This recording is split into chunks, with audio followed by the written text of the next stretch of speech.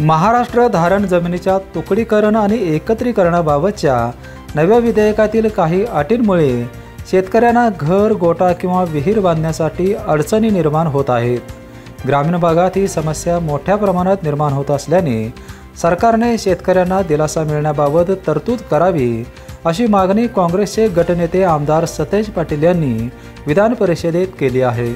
यावर मंत्री राधाकृष्ण विखे पाटील यांनी नियमात बदल करून अधिसूचना काढली असून अशा परवानग्या देण्यात येईल अशी ग्वाही दिली। या बिलाचं स्वागत आहे, परंतु 25% अट ज्यावेळी केली होती त्यावेळी त्याला प्रतिसाद आला नाही, पण आता 5% आपण यामध्ये करतो। याला कालावधी किती त्या ठिकाणी असणार आहे हा महत्त्वाचा विषय। कालावधी किती असणार आहे, कारण की पूर्वी आपण 1965 ते 2017 पर्यंतचा कालावधीचा रेग्युलरायझेशनचा निर्णय आपण घेतला होता 25%। आता 5% करत असताना कुठपर्यंतचा कालावधी आहे तो स्पेसिफिक यामध्ये नाही आहे, तो एक विषय। आणि मधल्या काळामध्ये आपण बागायतासाठी 20 गुंठ्याची 10 गुंठे अट केली, जिरायतासाठी 80 गुंठ्याची मला वाटते 20 गुंठे अट केली। परंतु माझी मंत्री महोदयांना विनंती आहे की ग्रामीण भागामध्ये आता एखादा घर बांधायचं असेल तर 500 स्क्वेअर फूट 300 स्क्वेअर फूट जमीन आता घेतात। आता या 10 गुंठ्यामुळे घेता येत नाही। विहीर काढायची असली तरी आता शेतकऱ्याला त्या ठिकाणी अडचण, 5 गुंठे विहीर काढायची असली तरी शेतकऱ्याला अडचण होते। तर मला वाटते स्पेसिफिक यातनं काही सूट शेतातलं घर बांधण्यासाठी किंवा विहिरीसाठी गोटा बांधायचा असेल आणि कुणाला 1 गुंठा जागा घ्यायची असेल तरी तू जागा घेऊ शकत नाही, कारण की 10 गुंठ्याची आपली अट यामध्ये आहे। तर माझी स्पेसिफिक मागणी आहे की रेग्युलरायझेशनची मुदत किती कुठपर्यंत असणार आहे आणि या 10 गुंठ्याच्या मध्ये काही आपल्याला घटक असे टाकता येतील का, 5-10 घटक की ज्यांच्यासाठी ही अट लागू असणार।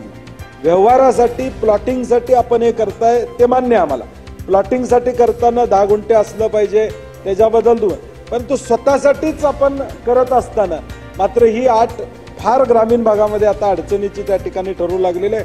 तर माझी मंत्री महोदयांना विनंती आहे की हे करावं आणि 5% करत असताना कुठंपर्यंत हे म्हणजे किती वर्षाकरता या ठिकाणी असणार आहे आणि त्याचा स्पेशल ड्राईव्ह 25% सुद्धा असताना अनेकांनी भरले पैसे। आता 25% भरले आणि काही लोकांनी अर्ज केले परंतु त्या ठिकाणी पैसे भरलेले नाहीत, ते अर्ज ग्राह्य धरून या 5% गृहीत आपण धरणार। सुरुवातीला जो उल्लेख बंटी पाटील साहेबांनी उल्लेख केला आहे पुन्हा 17च्या पूर्वीची काय स्थिती राहणार आहे, तर आपण आता निर्णय असा केलेला आहे की 1965 पासून 17-24 पर्यंत त्या सगळ्या प्लॉट धारकांना 5% सवलत आपण देणार आहोत। त्यामुळे तो मोठा निर्णय त्यामध्ये आपण करतोय, हे संपूर्ण नियमानुकूल होईल, नियमित होत जाईल। आपली जी मला वाटतं आपली जी शंका होती की 17 पूर्वी काय करणार आहोत ते आता 65 पासून 24 पर्यंत आपण 5% करण्यासंदर्भात निर्णय करतो आपण।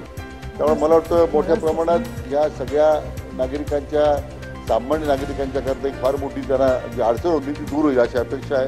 तर म्हणजे तो जी विहीर उद्याला 5 गुंठे जायला लागेल किंवा आवश्यक तो रस्ता त्या वस्तीपर्यंत जायला लागेल, तर त्या ठिकाणी वस्ती बांधण्याकरता काही 2-3 गुंठे जमीन जायला लागेल, ही त्या नियमाच्या अधीन नियमाला या नियमामध्ये नियम असल्यामुळे त्याला अडचणीत होतं। आता आपण सभापती महोदय आपण 8/8/2023लाच त्याच्यामध्ये नियमात थोडा बदल करून अधिसूचना काढलेली आहे आणि आता अशा परवानग्या आपण देण्याचा निर्णय केलेला आहे। बीपीएनसाठी कोल्हापूरहून अमोल शिंगे।